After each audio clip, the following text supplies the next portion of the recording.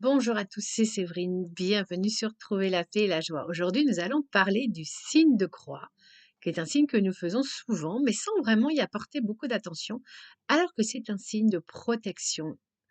C'est un signe où nous demandons en fait tout simplement à Dieu de nous protéger. C'est un signe extrêmement puissant. Donc nous allons un petit peu passer en revue ce signe. Donc je vous propose justement que nous le fassions ensemble, lentement et avec conscience. Au nom du Père et du Fils et du Saint-Esprit. Amen.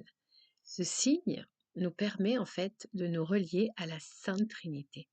Nous avons souvent tendance à nous adresser soit à Jésus, soit à Dieu le Père, plus rarement au Saint-Esprit. Et quand on fait le signe de croix, nous avons le Dieu Trine qui est là, qui est sur nous, qui est en nous, sur notre corps, sur notre esprit, sur notre cœur. Et c'est pour ça que c'est un signe qu'il faut prendre très au sérieux. C'est le signe évidemment, on connaît, qui fait fuir les démons. Et c'est le signe qui, d'une manière plus globale, il fait fuir le mal, parce que le mal a horreur de ce signe. Ce signe, donc, ça nous renvoie effectivement à la Sainte Trinité, et ça nous renvoie évidemment à la croix.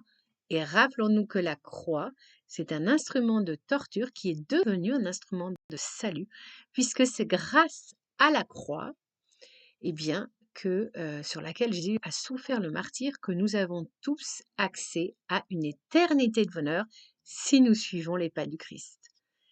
Alors voilà, donc c'est vraiment un signe que l'on peut faire. Je pense parfois, voilà, on est épuisé, on n'a même pas la force mentale, la force psychologique de prier. Eh bien, on peut faire ce signe de croix lentement, parce qu'il faut le faire très lentement et il faut faire une grande croix. C'était la Sainte Vierge qui, justement, lors des apparitions à Bernadette, lui demandait de vraiment prendre son temps pour faire le signe de croix et surtout faire un grand signe de croix, c'est-à-dire que au nom du Père, c'est sur le front et du Fils, c'est sur le ventre. Or, trop souvent, voilà, trop souvent, les gens font au nom du Père le front, au nom du Fils sur la poitrine. Donc en fait, non. La Vierge nous a expliqué à Bernadette, c'est vraiment un signe très long et lent. Donc, au nom du Père le front, au nom du Fils le ventre et du Saint-Esprit de gauche à droite. Voilà. Et quand on fait ça, on est protégé. On est protégé du mal et on se sent soi-même appelé à aller vers le bien. Voilà, donc c'était un petit podcast, vous voyez, relativement rapide aujourd'hui, qui va vous permettre de vous aider dans vos journées quand vous avez un petit coup de blues ou un petit coup d'angoisse ou que vous êtes simplement épuisé. Voilà, chacun peut avoir vraiment des moments difficiles. N'hésitez pas à faire le signe de croix, hein. On l'a vu dans l'histoire de l'Église.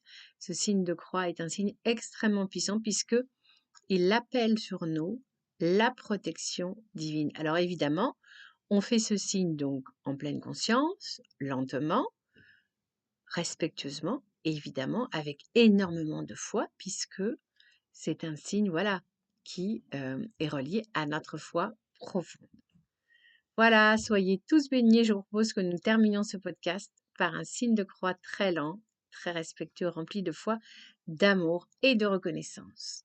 Au nom du Père et du Fils et du Saint-Esprit. Amen. Puissions-nous tous être protégés, Seigneur, pour cette fin de journée et suivre ton chemin avec foi et amour. Voilà, c'est terminé pour aujourd'hui. On se retrouvera mercredi. À très bientôt. Ah oui, j'ai oublié avant de partir, petite chose importante. Sur YouTube, pour ceux qui me suivent sur YouTube, vous avez un onglet communauté. Je vous invite à y aller régulièrement parce que vous trouverez des encouragements spirituels, plein d'infos sur l'actualité catholique et il y a plein d'infos. Donc voilà, et puis des prières. Donc allez-y. Les infos que je partage, certaines sont valables à certaines dates et d'autres sont valables tout le temps. Donc, vous pouvez regarder les dernières infos que j'ai partagées, des infos vraiment très importantes qui vont vous donner des rendez-vous catholiques qui pourront vraiment vous accompagner dans votre vie spirituelle. Et puis, vous en avez d'autres qui sont beaucoup plus intemporelles. Donc, n'hésitez pas à faire descendre le curseur. C'est sur l'onglet communauté et je publie, allez, une fois par semaine, une fois tous les 10 jours. À très bientôt!